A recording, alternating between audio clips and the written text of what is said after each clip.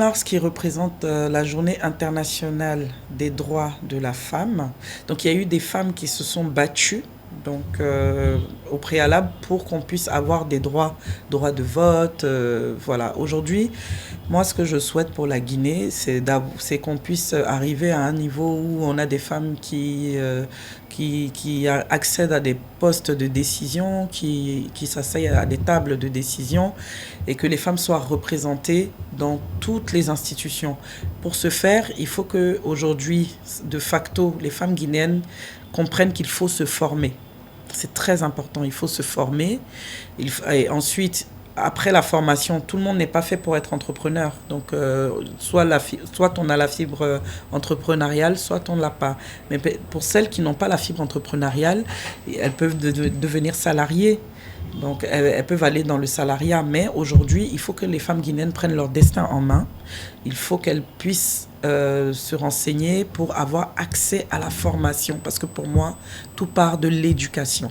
Alors, bonjour, je suis Georgette Griffith, PDG de Ella Consulting et initiatrice du programme Femmes Actives Wankeli. Alors, je suis née en Côte d'Ivoire, donc de parents, maman guinéenne, maurianaise, Aïssata Touré, et de papa ivoiro-guinéen.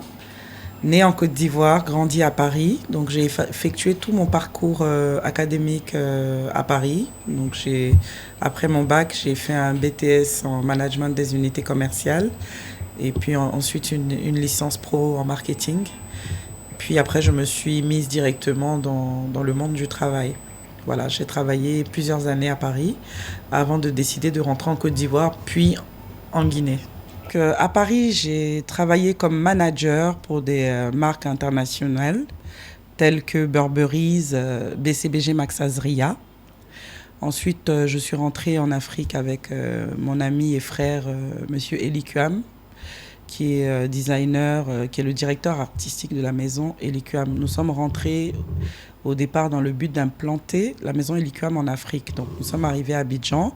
Nous avons installé notre premier point de vente et ensuite nous avons installé d'autres points de vente dans certains pays comme le Congo, Brazzaville, Congo-Kinshasa, le Gabon, le Rwanda, etc. Aujourd'hui, je suis la cofondatrice de la première Fashion Week en Côte d'Ivoire avec mon ami et frère Eli Kuam. En plus de cette expérience-là, j'ai amené le programme Diaspora Entrepreneurship, qui est un concours de plan d'affaires, donc un programme qui vise à favoriser le retour des Ivoiriens issus de la diaspora en Côte d'Ivoire avec un projet entrepreneurial.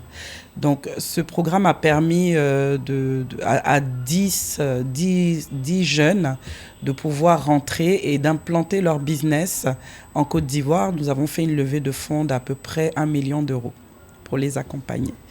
Voilà. Et j'ai également une conciergerie à Abidjan qui s'appelle Conciergerie and Griffith Service, où nous proposons des services aux entreprises et aux particuliers. J'ai déjà toutes ces entités-là en Côte d'Ivoire et aujourd'hui en Guinée, je suis d'abord arrivée par le programme Miss Guinée, d'où j'ai été la coordinatrice générale et l'initiatrice du programme entrepreneurial pour les candidates. Donc, j'ai formé les candidates et fait une levée de fonds pour le financement et l'accompagnement de la Miss et ses dauphines. Forte de cette expérience-là, je décide de lancer Femmes Actives Wankeli, qui est un concours de plan d'affaires avec un appel à candidature sur tout le territoire national. Alors, l'entrepreneuriat, parce que c'est un choix personnel, c'est intrinsèque. Je savais que j'allais devenir entrepreneur depuis longtemps, parce que j'ai la fibre entrepreneuriale et j'ai cette volonté-là de poser des actions, de faire les choses, de faire évoluer les choses. Donc j'ai toujours eu cette fibre-là. Et quand je suis venue en Guinée au départ, je me suis dit pourquoi pas, j'ai vu un peu l'écosystème. Et puis, par mon histoire, l'histoire de ma famille, voilà, c'est ça. J'ai été beaucoup plus touchée par donc, ma terre d'origine, en fait. Du coup, j'ai décidé de rester et de travailler ici, d'apporter ma pierre à l'édifice pour aider les femmes à atteindre l'autonomie financière, à s'émanciper et à booster l'éducation, etc. Alors, il faut savoir que Ella Consulting existe en Guinée depuis que un an. Donc nous sommes présents en Côte d'Ivoire. Donc nous arrivons à peine en Guinée. Et la consulting, c'est une structure spécialisée dans l'événementiel, dans la prestation de services et dans l'incubation de petites entreprises. À date, nous avons cinq employés, donc 3 hommes, on va dire 6, hein, parce que 3 hommes et 3 femmes pour l'instant. Nous sommes en train de grandir parce que là, nous allons aller à l'intérieur du pays pour donner des formations. Donc, on est en train de structurer l'équipe et donc l'équipe type qui restera là. Donc, Femme Active Wonkeli, au départ, s'appelait Boss Lady. C'est un programme qu'on a mûri depuis des années. Et il est calqué un peu sur le programme Diaspora Entrepreneurship que j'ai fait en Côte d'Ivoire. Femme Active Wonkeli, je l'ai fait à plus petite échelle en Côte d'Ivoire, avec des femmes de là-bas. Quand je suis venue en Guinée, j'ai remarqué que les femmes guinéennes sont des femmes très dynamiques. Il y a 52% de femmes en Guinée et les femmes ont juste besoin d'un coup de pouce pour évoluer.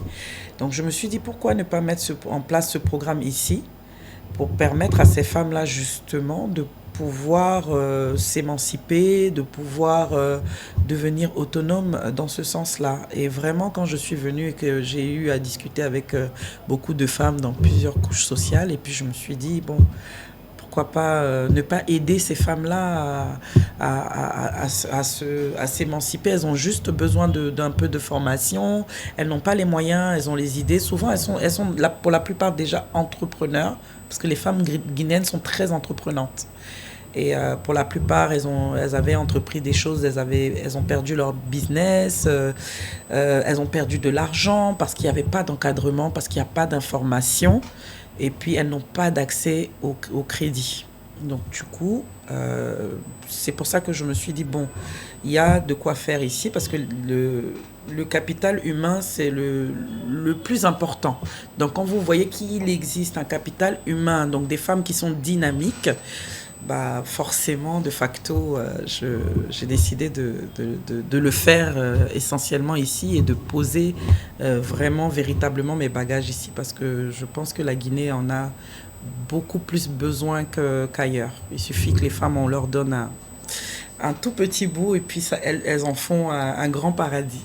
Alors oui, là nous sommes à la première édition.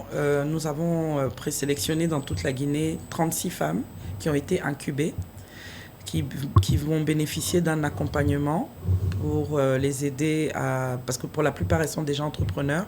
Certaines ne sont pas formelles, donc on les aide à passer de l'informel au formel, puis les aider à avoir accès au crédit et à des financements. À terme, nous comptons aller dans 6 villes de la Guinée, donc Bokeh, Kindia, Kankan, Zérékoré, Labé et Fria. Donc jusqu'à l'année 2026, jusqu'à mars 2026, nous allons parcourir ces villes-là et nous avons pour ambition d'accompagner 600 femmes par an dans toute la Guinée. Donc on commence par ces villes-là, mais ça va tourner au fur et à mesure. Mais l'ambition, c'est vraiment l'année prochaine, au rapport d'activité, on aimerait présenter 600 femmes et on aimerait pouvoir financer à hauteur de 10 millions de dollars voire plus si on réussit à faire les levées qu'il faut pour accompagner toutes ces femmes. On aimerait que la majorité des femmes en Guinée bénéficient de ce programme. Pour moi, une femme, c'est un pilier. D'accord ? Une femme, elle est mère, elle est le soutien, elle est l'aide de son mari, elle est le pilier de la maison. Pour moi, c'est essentiellement le pilier d'une société, une femme, et notamment en Guinée, parce que comme je l'ai dit précédemment et comme on le sait tous, on est beaucoup plus nombreuses que les hommes. Donc on est vraiment le pilier de la maison, le pilier de l'économie. On est vraiment le pilier. Alors, mon message, c'est que le 8 mars, qui représente la journée internationale des droits de la femme, donc il y a eu des femmes qui se sont battues donc, au préalable pour qu'on puisse avoir des droits, droits de vote. Voilà. Aujourd'hui, moi, ce que je souhaite pour la Guinée, c'est qu'on puisse arriver à un niveau où on a des femmes qui accèdent à des postes de décision, qui s'asseyent à des tables de décision et que les femmes soient représentées dans toutes les institutions. Pour ce faire, il faut que aujourd'hui, de facto, les femmes guinéennes comprennent qu'il faut se former. C'est très important, il faut se former. Et ensuite, après la formation, tout le monde n'est pas fait pour être entrepreneur. Donc, soit on a la fibre entrepreneuriale, soit on ne l'a pas. Mais pour celles qui n'ont pas la fibre entrepreneuriale, elles peuvent devenir salariées. Donc, elles peuvent aller dans le salariat. Mais aujourd'hui, il faut que les femmes guinéennes prennent leur destin en main. Il faut qu'elles puissent se renseigner pour avoir accès à la formation. Parce que pour moi, tout part de l'éducation. Je vais prendre l'exemple de beaucoup de femmes qui sont ici et établies avant moi, des femmes que je trouve très admirables, comme Aoussali, qui est la directrice générale de IBS Group, Salematou Sako, la directrice générale de SACOM, qui est maman, qui est mariée, qui arrive parfaitement à allier vie professionnelle et vie maritale. Vie sociale. Je vais parler de Madame Dieneba Anne, qui a une fondation Jamila, qui arrive aussi parfaitement à allier tous ces aspects de la vie. Donc, c'est pour dire que c'est possible. Il faut juste de la volonté et de la résilience.